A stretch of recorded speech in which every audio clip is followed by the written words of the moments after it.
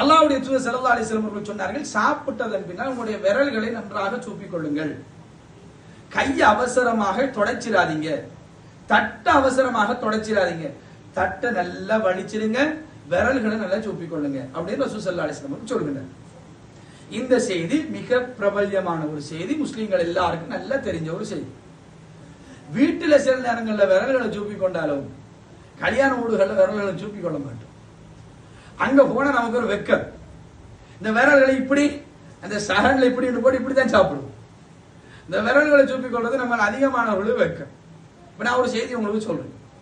இந்த செய்திக்கு பின்னால கல்யாண வீட்டுல நீங்க விரல் சூப்பீங்க, பிரச்சனை கிடையாது. என்ன செய்தி என்றால், இன்றைக்கு விஞ்ஞானம் கண்டுபிடிச்சிருக்கு, நம்ம சாப்பிடுற நேரத்துல சின்ன வயசுல எல்லாருக்கும் பொதுவா நீங்க கூட உங்களோட பிள்ளைகளுக்கு சொல்லுவீங்க, சாப்பிடுற நேரம் சாப்பாடு கூடுதலாக இருந்தா அந்த சாப்பாட்டுல எல்லா இடத்துலயும் கைப்படாம நீங்க கொஞ்சத்தை சாப்பிட்டு கைப்படாம வேங்கோண்டு. இந்த கைப்படாம வேங்கோண்டு ஏன்னு சொல்றது கேட்டா சொல்ல, கைப்பட்டா சக்குன்னு சாப்பாடு நாரிடும். அது எப்படி கைப்பட்ட சாப்பாடு நாரும்? கைப்பட்ட சாப்பாடு நாடுறதுக்கும் கை வர்றதுக்கும் இடையில ஏதோ தொடர்பு இருக்கணுமா இல்லையா? அது எப்படி கைப்பட்ட சாப்பாடு நாரும்? கைப்பட்டா எப்படி சாப்பாடு நாரும் என்றால், நாங்க இப்ப சாப்பிட்டுட்டோம், வாய்க்குள்ள பெய்த்துட்டு இறப்பைக்கு போய் சேர்ந்துட்டு சாப்பாடு நமக்கு நல்லா தெரியும். இறப்பைக்கு சாப்பாடு போய் சேர்ந்தால் அந்த இறப்பையில இருக்கக்கூடிய அமிலங்கள் எல்லாம் அதோட கலந்து, நொதியங்கள் எல்லாம் கலக்கும், அமிலம் நொதியம் எல்லாம் கலக்கும். திடீரென்று சக்தி வந்தால் கூட கெட்ட வாட வரும் இல்லையா? இப்ப சாப்பிட்ட சாப்பாடு தான் நல்ல கமகமக்கே இருந்த பிரியாணி தான். நம்ம சாப்பிட்டு முடிஞ்சு ஒரு 5 நிமிஷத்துல சக்தி வந்துட்டு அது துர்வாட வீசும், வீசுமா இல்லையா? அந்த நிலைமைக்கு அது போயிட்டு. காரணம் என்ன? அந்த அந்த நொதியங்கள் எல்லாம் அதுல தொழிற்பட தொடங்கும். அது போன்று நம்முடைய கைப்பட்டாலும் சாப்பாடு வெளியிலே நாரிடும். ஏனென்றால் நம்முடைய கையில ஒரு வகையான அமைனோ ஆசிட் உற்பத்தி ஆகுது சாப்பிடுற நேரத்தில். சாப்பிடுவதற்காக கையில சாப்பாட்டை கொண்டு போய் கையில வைத்தால் அந்த கையை வச்ச உடனேயே அந்த சாப்பாட்டை நாங்கள் ருசிக்கிற நேரம், அதை பெனைகிற நேரத்தில் நம்முடைய கையில ஒரு வகையான அமைனோ ஆசிட், அமினோ அமிலம் ஒன்று உருவாகும். இந்த அமினோ அமிலம் ஒரு நொதியம், என்சைம் என்று சொல்லுவார். இந்த நொதியத்துக்கு சமிபாடடைய செய்யக்கூடிய தன்மை இருக்குது. அப்ப சாப்பிடுற நேரத்தில் நம்ம சாப்பிட்டு முடிஞ்சதன் பின்னால் இந்த சமிபாடு சம்பூர்ணம் அடையணும் என்றார்.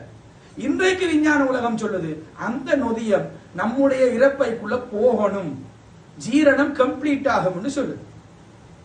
இப்ப விஞ்ஞான உலகமும் விரும்பிய விரும்பாமலோ உங்களோட விரல்களை நன்றாக சூப்பிக் கொள்ளுங்க, அந்த நொதியத்தை உள்ளுக்கு அனுப்பிடுங்கன்னு சொல்றேன். சரியா? இப்ப விஞ்ஞான விளக்கம் கிடைச்சிட்டு தானே. இது ஒரு கல்யாண வீட்டுல நாங்க என்ன ரெடி?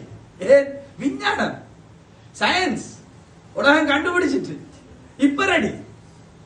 இப்ப ரசூல் ஸல்லல்லாஹு யாராவது கேட்டா கூட என்ன சொல்லுவோம்? பைத்தியமா? நொதியம் விளைஞ்சா என்சைம் சமிபாடு சரியாகிறதுக்கு உங்களுக்கு தெரியும், அந்த ஆர்டிகல் வாட்சி இல்லையா விஷயத்தை முடிச்சிடும். இது ரசூல் ஸல்லல்லாஹு அலைஹி வஸல்லம் சுன்னான உடனே.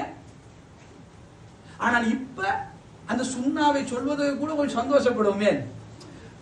ரசூலுல்லாஹ் அந்த காலத்திலேயே சொல்லிட்டாங்க, இது சம்பந்தமா அறிவில்லாத ஒரு காலத்திலேயே அல்லாஹ்வுடைய தூதர் இப்படி சொல்லிவிட்டார்கள் என்று இந்த விஞ்ஞானம் நிரூபித்த இஸ்லாமிய கான்செப்ட்ஸ் எல்லாம் இப்பதான் நம்ம எல்லாரும் ஃபாலோ பண்றதுக்கு ரெடி ஆகிறோம். அன்புள்ள சகோதரர்களே, இது இப்ப இல்ல ஃபாலோ பண்ணணும்.